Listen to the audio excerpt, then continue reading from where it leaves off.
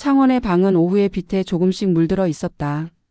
얇은 커튼 너머로 들어온 햇살이 낡은 탁자 위에 놓인 약봉지와 사진첩 가장자리를 부드럽게 비추자 시간은 느리고도 잔인하게 흘렀다. 병원 복도는 늘 그렇듯 낮고 규칙적인 기계음과 서류 종이의 바스락거림으로 채워져 있었지만 그날은 다른 소리가 그의 귓가에 더 크게 울렸다. 서연이 미소 지으며 문턱을 넘는 발소리였다. 서연은 언제나처럼 조심스럽게 다가와 창원의 팔을 잡아 침대 쿠션을 정리해 주었다. 그녀의 손은 생각보다 따뜻했고 손가락 끝에서 전해지는 실수 없는 동작은 오랫동안 쇠약해진 몸에 작은 안정을 주었다. 창원은 그 손끝이 자신의 피부를 스칠 때마다 심장이 조금씩 빨라지는 것을 느꼈다. 누군가는 그것을 단지 감사의 표시라고 말할 것이다. 그러나 창원의 가슴 한켠에는 오래 닫아둔 어떤 문이 살며시 열리는 듯한 기분이 퍼졌다. 창원 씨, 오늘은 좀 기분이 어떠세요? 서연의 목소리는 낮고 부드러웠다. 그녀가 다가와 창문 쪽으로 몸을 돌리게 도와주는 사이 창원은 어쩐지 숨을 더듬었다. 그녀의 머리카락에서 풍기는 샴푸의 향, 허리 뒤로 흐르는 옷감의 소리, 팔을 움직일 때 드러나는 목덜미의 곡선, 사소한 모든 것이 한꺼번에 그의 오래된 감각을 일깨웠다. 창원은 자신이 무엇에 이끌리는지 정확히 알 수 없었다. 젊을 적의 욕망이라면 이미 오래전에 사그라졌을 터였다. 대신 남아있는 것은 허기와 인정받고 싶어하는 욕망, 그리고 누군가에게 다시 필요해지는 순간을 맛보고 싶은 갈망이었다. 서연이 웃을 때 보이는 그녀의 눈과 주름조차 그에게는 연민과 매혹이 뒤섞인 신호로 다가왔다. 당신은 여전히 남자라는 사실이 지금 이 순간 아주 선명하게 돌아왔다. 서연이 창원의 손을 잡고 손가락 하나하나를 천천히 폈다. 그녀의 손길이 오래 머물지 않도록 그녀는 습관처럼 미소를 띠고는 바로 다른 일을 했다. 하지만 창원은 그 짧은 접촉의 잔향을 오랫동안 느꼈다. 손끝에 남은 온기, 손목을 지나는 근육의 떨림, 그 모든 것이 기억이라는 이름으로 그의 안에 각인되었다. 그는 스스로에게 물었다. 이제 와서 이런 감정이 생긴다니 내가 아직도 이런 마음을 가질 수 있을까? 그 질문은 어차피 대답을 원하지 않는 질문이었다.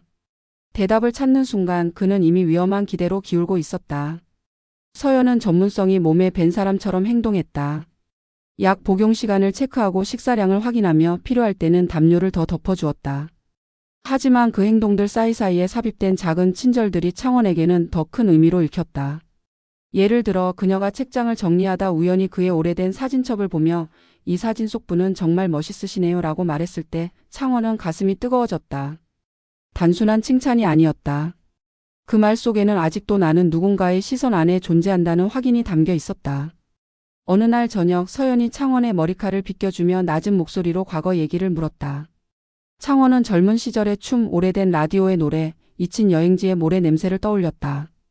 서연은 아득한 눈빛으로 그의 말에 귀를 기울였고 가끔은 고개를 끄덕이며 무심한 듯 그의 손을 잡아 다정하게 놓아주었다.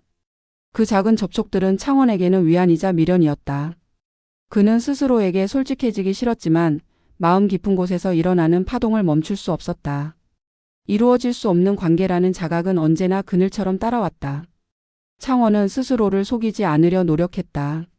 서연은 요양보호사였고 그녀의 웃음은 일의 일부였다. 그녀의 손길은 환자를 돌보는 행위의 연장선이었다. 그 사실들이 그를 붙잡아 주었지만 동시에 더 가혹하게도 그의 욕망을 더욱 도드라지게 했다. 그는 생각했다. 내가 이 감정을 감추지 못하면 모두가 상처받을 것이다. 그 생각은 길고 얇은 칼날처럼 그의 결심을 벼렸다. 어느 날 밤 창원은 스스로 편지를 썼다. 편지에는 부드러운 고백도 속죄의 말도 어떤 요구도 없었다. 다만 오래전에 잃어버린 자신에게 보내는 문장이었다. 나는 아직 존재한다. 그는 편지를 접어 서랍 깊숙이 넣어두었다. 이 작은 행위는 마치 자신의 감정을 실제로 인정하는 의식 같았다. 그러나 편지를 꺼내어 서연에게 건네는 일은 결코 하지 못했다.